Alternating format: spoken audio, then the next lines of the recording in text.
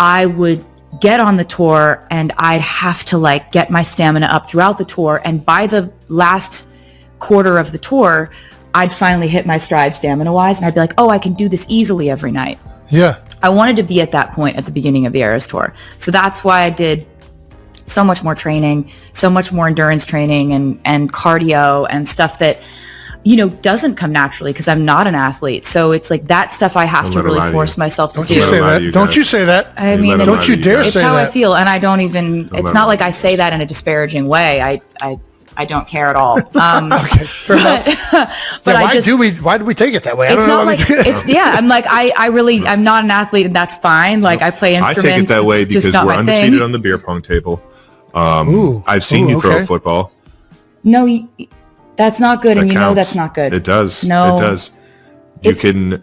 No. Spiral? Yes. You gotta be real better with than me. Because it's not, there's no spiral. I don't think I've ever caught anything that's ever been thrown to me, near me, I've seen it. Around You're just me. disinterested in being an athlete. That's true. Can you hit something with a stick? That's a telltale sign of an athlete. Good with a stick. No, I don't know, Jason. I've never tried that. So it's like we got to try this out now. We're going out back after here's the this. thing, right?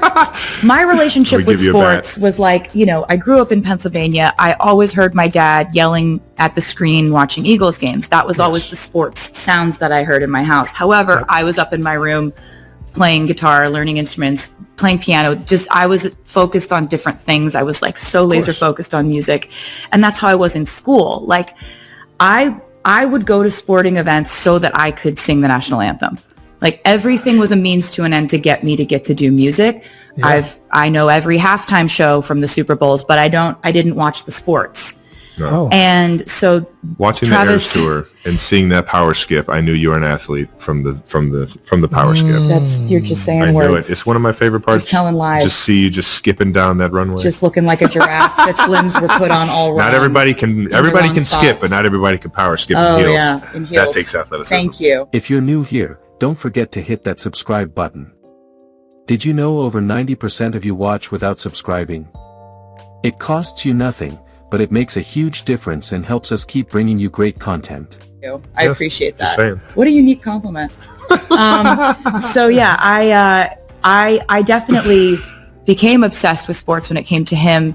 I'm competitive on his behalf, but like if you and me are gonna go against each other in something athletic, like I'm gonna let you win because this to me, like I don't see what do the points even mean if I'm doing it. I'm a fan of athletics and the sports. If I'm doing the sports, like I'm throwing like this because I don't really care if it goes where it's supposed to go.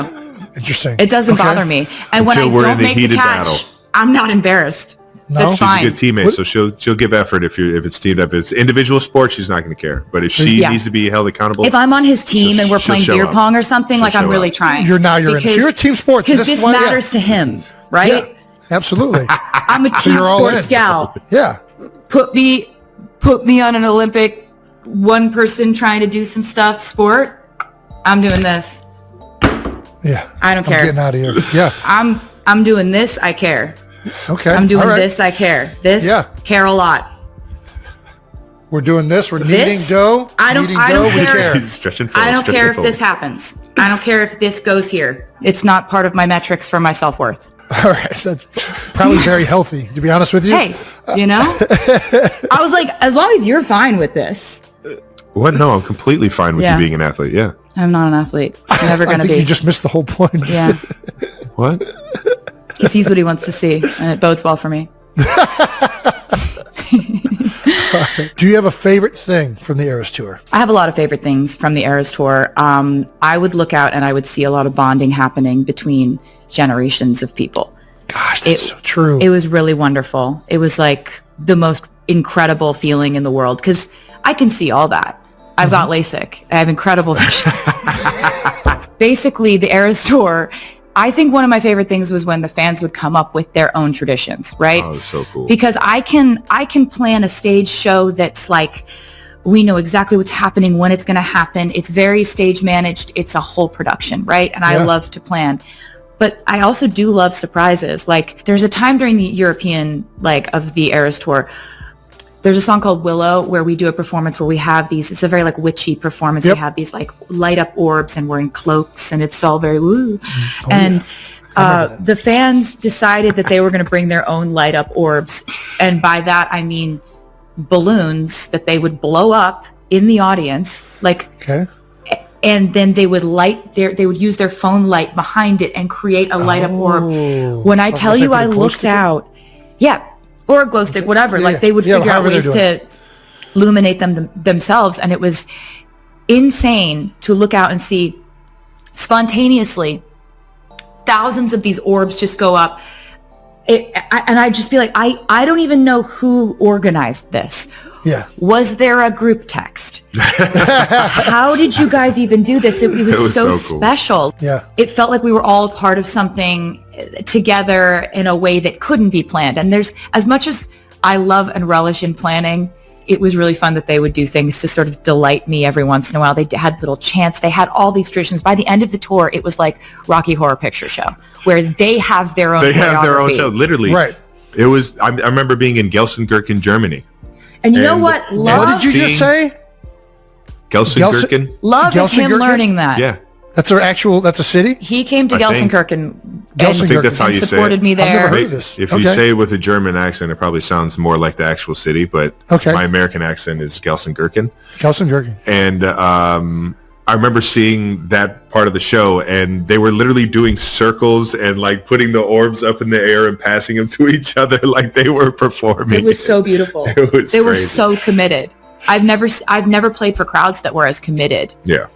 So I think I loved the event of it. Like I'm always trying to figure out how to make music into more of an event, right? How do we make it romantic? How do we make it something that people experience together? And, that's why I love vinyl. That's why I love, putting so much into the tour or a music video or events or activities for them to do or Easter eggs or little puzzles for them to solve. Like it's gotten to the point where it's just like, it's a little bit, people are like, the Easter eggs thing is getting a little Zodiac killer at this point. I'm like, as long as they like knowing how to do an Easter egg. I don't even know, like, where does that process start? Are you like... Well, I have some parameters. What is the art of the Easter egg? The art of the Easter egg is that there's do's and don'ts, right? Like, I'm never going to plant an Easter egg that ties back to my personal life. It's always going to be towards music or a musical, something I'm coming up with, something I have coming up, a plan I have coming together, something that you don't know I'm saying for a specific reason that you'll hear later and you'll go back and be like, oh my God. Like, I think my favorite one of those was I was given an honorary doctorate from NYU and I made the commencement speech and I put so many lyrical Easter eggs in that speech that when the Midnights album came out after that, the fans were like, the whole speech was an Easter egg. Yeah. And that's, for me, that's really fun because they find it fun. For sure. And also just, I love numerology. I love math stuff. I love dates. I love that stuff like I find really fun.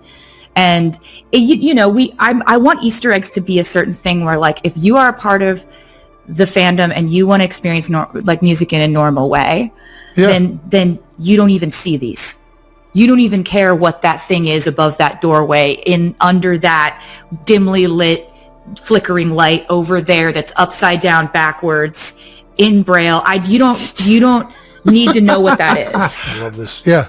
But if you want to look at that, but if you do, then it's there. Yeah. Do you know what I mean? Like if you know, if you're in the know. Yeah. Oh yeah. Then you know. Let's talk about something I don't know. What is numerology? You threw that phrase out there like that's a comment. What is numerology? You don't know what numerology is? I'm assuming something with numbers. Yeah, like I'm 87 and she's 13. Yeah, literally it's that simple. Just numbers. And 100. Yeah, 13 plus 87 equals 100. That's numerology. Like numbers that have a specific significance. Like, yeah, exactly. Keep it like 100?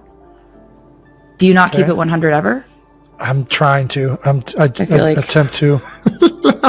It's crazy that you don't. What numbers do I have? You're just admitting that like that. Kylie, I don't know how to do this. It's okay. It's not for everyone. My favorite number is 13, though. It always has been. Travis. I know. Yeah. And that's part of the numerology of why we're dating. Okay. That's part of it. Okay. It's been in my life, my whole life. Travis likes people that like the number 13. Yeah.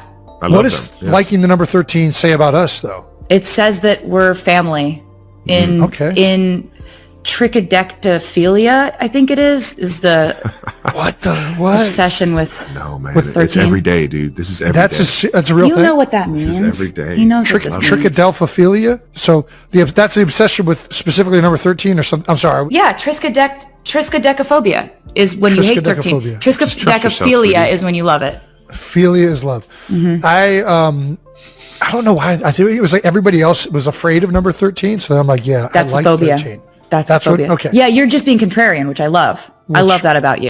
Imagine this: Taylor Swift and Travis Kelce, the pop queen and NFL star, buying a mansion together in the leafy hills of Brentwood, Los Angeles. The media blows up. Fans scream. Paparazzi swarm. But behind the headlines lies a real possibility, and one that captures the imagination of everyone watching their love story evolve. Taylor has long maintained a network of luxury homes across the U.S., from New York to Rhode Island to Beverly Hills. Meanwhile, Travis, accustomed to privacy and security, moved out of his old home as soon as dating Taylor made regular life too exposed, choosing a gated community for his peace of mind. Now envision the two of them finding a fresh start in Brentwood, a spacious, elegant mansion where Hollywood glamour meets pop star privacy. It's ideal, far from constant Kansas City media, yet close to the entertainment world that they both now inhabit. A place where they could spend quiet nights away from flashing cameras, movies on the couch, maybe even planning their future, or a new album. The rumor may have started with hushed whispers, but it makes sense. Taylor already owns a landmark Georgian-style mansion in Beverly Hills, complete with a theater, library, multiple living rooms, and even a pool. Add in Travis' desire for security and low-profile living, and a Brentwood home seems like the next logical step for nesting. In this mansion, they might find balance, between Taylor's globe-trotting music tours and Travis' NFL career. A home base where they can both rest and recharge, together. Maybe occasionally host friends. Or simply enjoy a quiet evening away from the spotlight. Of course, nothing has been officially confirmed. But for fans imagining what comes next, wedding planning, long-term commitment.